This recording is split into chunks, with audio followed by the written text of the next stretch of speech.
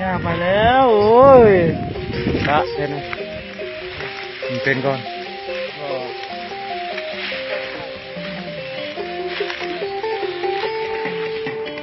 อย่าตีกล้องเลยเด้อเดี๋ยวหน้ามาดีกว่าเลยเดี๋ยวหน้ามาดีกว่า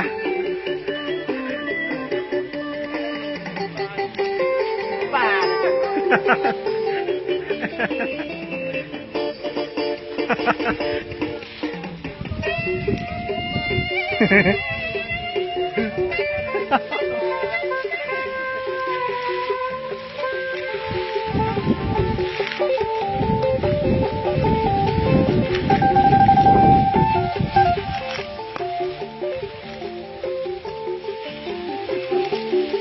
พอแล้วมั้งเฮีย